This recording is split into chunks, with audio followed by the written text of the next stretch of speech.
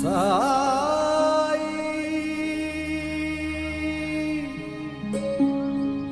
சாய்.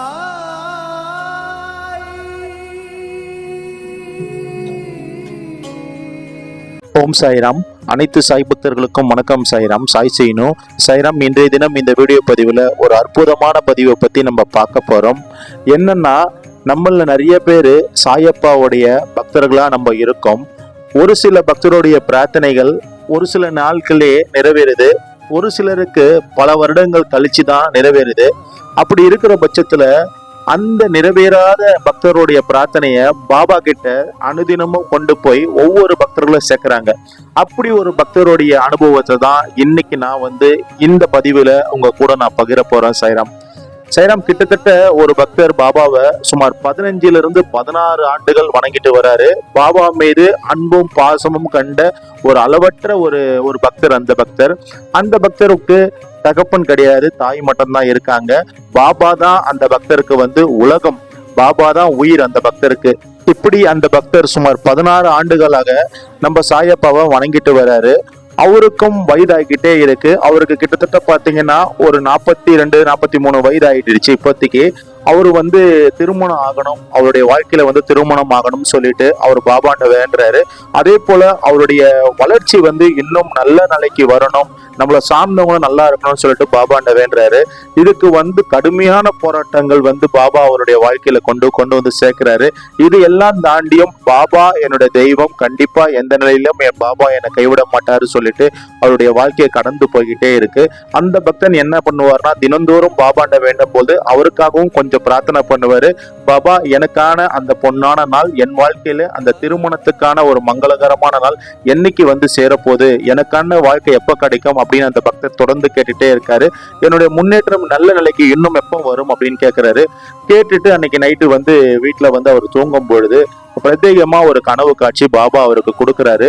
பல நாள் கேட்கும் பொழுதும் பாபா அந்த காட்சி கொடுக்கல. ஒரு நாள் திடீர்னு அவருக்கு அந்த காட்சியை கொடுக்கிறாரு. என்னன்னா, அவரு ஷிரடிக்கு போயிருக்காரு. அதுவும் அதிகாலை நேரம். ஷிரடியில காலையில ஒரு 3-4 மணிக்கு எப்படி இருக்கும் பாருங்க, அந்த தோரகமாய் கிட்ட அவ்வளவு ஒரு அமைதியான சூழல்ல இருக்கும்.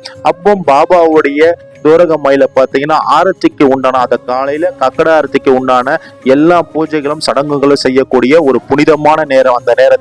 அந்த நேரத்துல அந்த பக்தர் என்ன பண்றாருன்னா, தோரகமாய்க்குள்ள போறாரு. லைன்ல சில பக்தர்கள் உள்ள போயிட்டு இருக்காங்க, ஏன்னா காலையில் நேரம். அந்த பக்தர் தோரகமாய்க்கு உள்ள போகும் பொழுது மேல பாத்தீங்கன்னா, தோரகமாய் கூரை மேல பாத்தீங்கன்னா கீழே பாபாவுடைய மசூல இருந்து துணி ஏத்துவாங்க. அந்த துணியிலிருந்து வர சாம்பல் புகை அவ்வளவு ஒரு பிரகாசமா மேல அப்படியே மேகத்தோடு சூழ்ந்து வரும். அதை சுவாசம் பண்ணிட்டு உள்ள போறாரு. உள்ள போகும்போது பாத்தீங்கன்னா ஒரு செக்யூரிட்டி அம்மா லைன்ல நிக்கிறாங்க. அந்த செக்யூரிட்டி அம்மா எல்லாரையும் சொல்றாங்க, பையா இதர் ஜாவ் அப்படின்றாங்க. எல்லாருமே அப்படி போறாங்க. அப்ப இவரை பார்த்து இவர் ரொம்ப அடிக்கடி அந்த இடத்துக்கு போறதால இவரை பார்த்த உடனே பையா இதர்மே ஜாவ் பையா அப்படின்றாங்க. அவரும் என்ன பண்றாருன்னா, கூடயே இந்த பக்கம் போலான்னு சொல்லிட்டு போறாரு. அப்படி போகும் பொழுது பாத்தீங்கன்னா, அப்படி அவர் தோரகமாய்க்கு உள்ள போகும் பொழுது அவருடைய கண்ணில் ஒரு காட்சி தென்படுது. அது என்ன காட்சி அப்படின்னா, அதிகாலை நேரத்துல தோரகமாயை கிளீன் பண்ணுவாங்க. முதல்ல பெருக்குவாங்க கக்கட ஆரத்தி நேரத்துக்கு பொழுது. அப்புறம் பெருக்கிட்டு தோரகமாயை தண்ணி ஊத்தி அழகா துடைப்பாங்க. அப்படி துடைக்கும் பொழுது அந்த மாப்பு போடுறதுக்கு தனியா எக்யூப்மெண்ட்னா கிடையாது. ஒவ்வொரு பக்தர்களுமே ஒரு பக்கெட்டில் ஒரு துணியை வச்சு அதை தரையில அமர்ந்து அந்த தரையை கிளீன் பண்ணுவாங்க. ஏன்னா பாபா வாழ்ந்த ஒரு புனிதமான சரணாலயம் அது.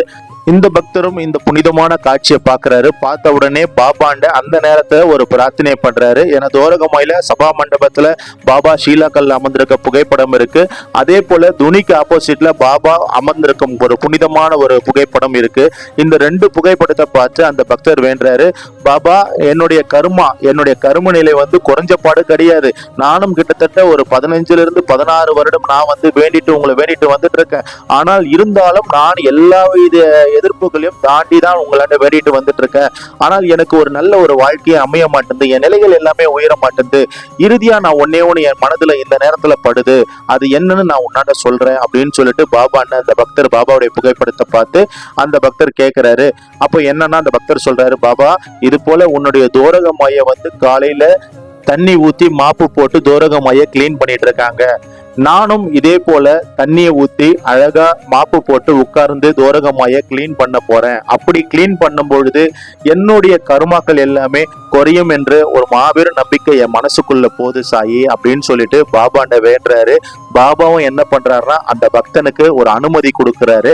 அனுமதி கொடுத்த உடனே அந்த பக்தன் என்ன பண்றாரு, லைன்ல போன பக்தன் அந்த தண்ணியை எடுத்து அந்த மாப்பை எடுத்து தரையை வந்து அவர் சுத்தப்படுத்துறாரு. அங்க இருக்கிற எல்லாருமே அவரை பாக்குறாங்க, என்னடா இது திடீர் லைன்ல போயிருந்தாரு, எப்படி இவர் வந்து அந்த துணி எடுத்து அந்த மாப்பை போட்டு தரையை சுத்தம் படுத்துறாரு. உடனே அங்க இருக்க செக்யூரிட்டிங்களும் வந்து பாக்குறாங்க. அப்ப பையா கேவோ பையா அப்படின்றாங்க. அப்போ அவர் சொல்றாரு, இது போல என்னுடைய ப்ராப்ளம் தீரணும்னு சொல்லிட்டு நான் வந்திருந்தேன். பாபா வந்து எனக்கு இது போல ஒரு காட்சி இப்ப கொடுத்திருக்காரு. அதனால நான் இந்த தரையை வந்து கிளீன் பண்ணி என்னுடைய கருமாக்களை நான் நிவர்த்தி பண்றேன். இது பாபா எனக்கு சொன்னது அப்படின்னு சொல்லிட்டு அந்த பக்தன் சொல்றார் சாய்ராம். அந்த பக்தர் வந்து இந்த காட்சிக்கு அப்புறமா இன்னும் ஷிரடிக்கு போல. அப்படி ஷிரடிக்கு போற பட்சத்துல கண்டிப்பா பாபாவுடைய தோரகமாய்க்கு போயிட்டு இப்போ பாபா அந்த பக்தனுக்கு கனவு மூலியமா ஒரு பிரத்யேக காட்சி கொடுத்திருக்காரு. அந்த காட்சி மூலம் தோரகமாயை கண்டிப்பா அவர் சுத்தம் படுத்துவாரு. அவருடைய வாழ்க்கையில இருக்க எல்லா கர்மாவும் பாபா நீக்கி கொடுப்பார் சொல்லிட்டு அந்த பக்தர் முழு நம்பிக்கையோட இருக்காரு. கிட்டத்தட்ட 16 வருடங்கள் சாய வேண்டி இருக்காரு. ஆனா சாய் மேல இருக்கிற நம்பிக்கை அந்த பக்தன் இழந்தது கிடையாது.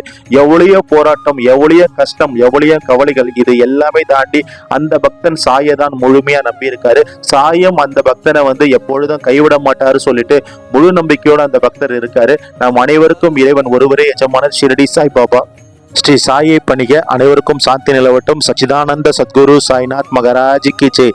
சச்சிதானந்த சத்குரு சாய்நாத் மகராஜ் கி ஜெய். அல்லாஹ் மலிக்.